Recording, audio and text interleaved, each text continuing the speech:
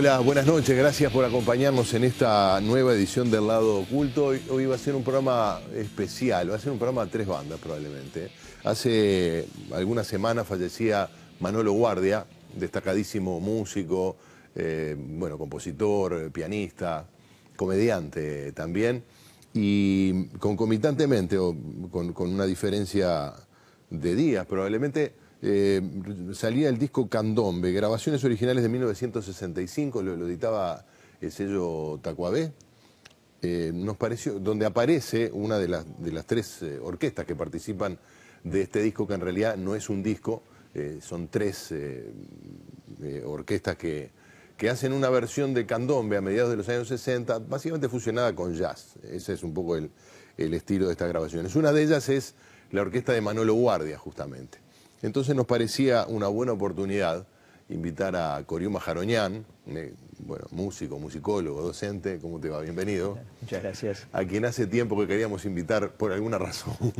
Y bueno, creo que como, no solo, editor del disco, ¿verdad? Hiciste todo un trabajo de investigación para acompañar este disco que significa muchísimo para la historia de la música popular uruguaya, más allá de que desde el punto de vista musical, arreglístico, de su propio lenguaje, es como un intento que quedó por allí y luego, en principio, no se continuó, ¿no? Quedó por allí en cuanto a material en sí.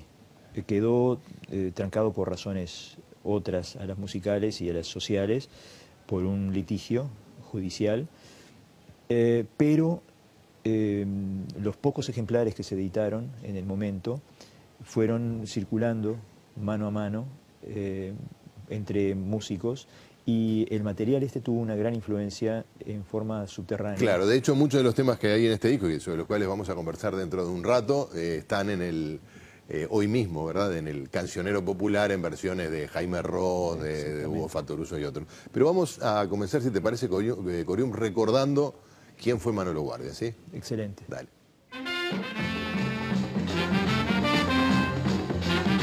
Manolo Guardia fue un gran pianista, compositor y comediante uruguayo. Incursionó en el tango, el jazz y en la música barroca. Innovó al hacer candombe y música de fusión. En el jazz se lució junto a los All Star en el Hot Club de Montevideo. Y entre 1984 y 1987 compuso varias obras sinfónicas que estrenó la Filarmónica. Dirigió el exitoso grupo Camerata y realizó innumerables café-concert. En 1997 un accidente quirúrgico lo dejó parapléjico. Logró recuperar parte de la movilidad y en 2006 hizo público el CD Tangos para la mano derecha. Falleció recientemente a sus 75 años. Y en el marco de la gran edición de Ayuí del disco Candombe, repasamos en el lado oculto su historia y sus canciones, de la mano del reconocido musicólogo Corium Majaroñán.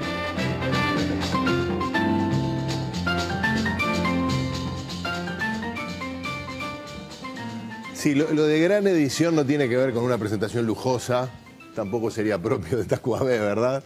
Pero sí con un trabajo muy riguroso, muy responsable y muy rico desde el punto de vista musicológico, de tratar de darle contexto a este disco formidable que uno lo escucha y suena a viejo, a música de otra época, ¿verdad? Claro. Pero que, como tú mismo decías, pasó casi medio siglo. Claro. Pero hay por allí una de las líneas que nos permite vincular lo afro-uruguayo con el lenguaje, así como en su momento Romeo Gavioli lo vinculó al tango y a la milonga, en este caso al jazz, como un puente a lo que luego sería lo que se conoció como candombe beat. Claro, facilita además ese tránsito. Este es el material que hacía tiempo que se quería rescatar, y fue muy importante el que se pudiera hacer ese rescate, el papel de Jaime Ross, que es el sobrino de George Ross, el productor original de todo este material, y que es el heredero de su tío, es el único heredero, él y su hijo, a su vez. Y era muy importante el acuerdo de él, que estuviera de acuerdo y que se sumara al entusiasmo. Trabajó también Jaime. Sí, trabajó y con gran conociendo a Jaime, me imagino que debe haber sido... Es un tipo muy tenaz, muy trabajador, muy minucioso, ¿no? Es muy minucioso, por suerte, y fue muy importante ese entusiasmo de él y esa decisión de él, dicho en uruguayo, de meter para adelante. Ahora, el material está jugado a 3 bandas por George Ross, que fue el productor entonces original. La idea fue de George Ross, conjuntamente con un grupo de amigos, entre los cuales aparentemente el más... George Ross, que es el tío de Jaime. El tío de Jaime. ¿Y cuál fue la idea? Es decir, ¿por qué hicieron esta quijotada, ¿no? Porque en su momento... Bueno, es un planteo curioso. Estábamos cerca de la época en que había los grandes lanzamientos internacionales de nuevas danzas, la época que había a poca distancia del lanzamiento del primer rock, del cha-cha-cha, del mambo, twist, etcétera, claro. del twist. Sí, sí. Y en general los lanzamientos eran de una música nueva con una coreografía nueva. Y George pensó que el candombe se prestaba a un lanzamiento internacional desde este pequeño Uruguay. Y consideró que era una música con un gran potencial de ir hacia el exterior, de dialogar con el mundo, y se le metió en la cabeza este proyecto de vincularlo con lo jazzístico, apoyándose en la experiencia anterior de Pedrito Ferreira, Claro. que había hecho un vínculo ya entre el candombe de comparsa y la música de los grupos afrocubanos. Y esto realmente es muy importante porque es el punto de partida de Ross. Claro, los grupos afrocubanos que venían periódicamente al Uruguay. Claro, como los Lecuona Cuban Boys, los Havana Cuban Boys, que eran dirigidos por Armando Orefiche, Javier Cugat y Damaso Pérez Prado. Que fueron muy importantes en la década de 50, 40 y 50, Pérez Prado en la de 50 especialmente. Y bueno... ¿Ahí cómo calza Manolo Guardia? Porque ahí aparece Escayola, Lencina, figuras de la época en un contexto, en una escena musical bastante diferente a la actual, ¿no?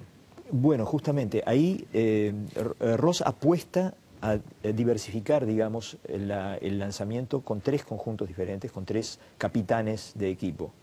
Entonces, con Eber Escayola, con una orquesta grande, o más grande, con Manolo Guardia y con Bachicha Lencina, con 2 grupos más pequeños. Manolo Guardia tenía una trayectoria anterior múltiple, ya tenía una trayectoria muy importante en el tango. En el 1961 había empezado con el Quinteto de la Guardia Nueva, que es fascinante la calidad y la creatividad de ese grupo en todo ese periodo, y había tenido incursiones en distintos ámbitos. Él tenía una formación musical pianística muy interesante. Él había sido alumno del Conservatorio Colliger y de Santiago Baranda Reyes. Sí, tenía una formación muy sólida en lo pianístico y tenía una musicalidad enorme, como te consta. Y bueno, esa es la forma en que él calza. Era un muchacho que estaba en el ambiente jazzístico, que estaba en lo tanguístico también, que estaba con una capacidad de diálogo con distintos lenguajes y de una enorme creatividad, y se prestaba evidentemente a este proyecto. Seguramente se sumó entusiastamente cuando George Ross se lo planteó. Probablemente amigo además de las experiencias de grupo jazzístico, de club jazzístico que traía George Ross. George Ross era un hombre de club jazzístico, y en aquella época había más de un grupo interesado en el jazz en Montevideo, más de un club. Claro. Y él estaba en uno de ellos. Pero antes había tenido también una incursión por la música afrocubana.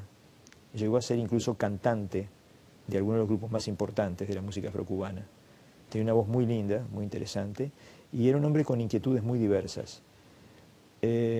Bueno, entonces, evidentemente, se hace el proyecto de hacer un lanzamiento con el mejor nivel de calidad musical posible, diversificado en cuanto a las propuestas. Claro, algo que llama hoy la atención, que tú lo explicaste recién, es que es un repertorio, y bueno, no solo un repertorio y unos arreglos, ¿verdad? Un estilo pensado para la danza, eminentemente bailable, ¿no? Claro, es muy bailable. Algo que hoy nos llama la atención porque, bueno, se ha perdido un poco eso de lo bailable, aquella discusión entre Pichuco y Piazzolla, ¿no? Claro. Si el tango había que hacerlo más bailable o más camerístico. Que ya tenía todos los antecedentes de discusión, claro, con el tango canción, etc. Claro.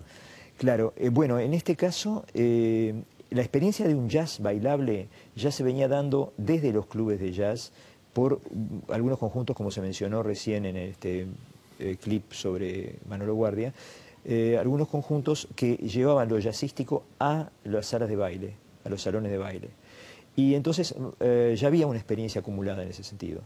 Y de esa experiencia participaban muchos de los músicos que intervinieron en esta aventura. Es muy interesante repasar la lista de los músicos de los que hemos podido reconstruir, claro, que participaron, y muchos de ellos tuvieron un papel importante en las etapas subsiguientes de la música popular. Bueno, por allí recién conversamos fuera de cámaras, porque está la información, además en el librillo que acompaña, que tiene además ilustraciones excepcionales de Blanquito. Estas son de Blanquito, ¿sí? Sí, ¿no? Porque... no, esas son de Galloso. Ah, de Galloso, que hizo una exposición cuando se presentó este disco. Aparece una voz que supuestamente, una voz y una guitarra que supuestamente es la de Eduardo Mateo, pero eso no se puede afirmar. No, la voz sería más dudoso, pero la guitarra, según Manolo Guardia, Mateo había intervenido aparentemente como doblando en guitarra al piano en alguna de las grabaciones. Ahora, no ha sido posible confirmarlo, entre otras cosas porque Mateo no nos puede responder. No, lamentablemente no. Hacemos una pausa, Goriumi, y no? seguimos dialogando.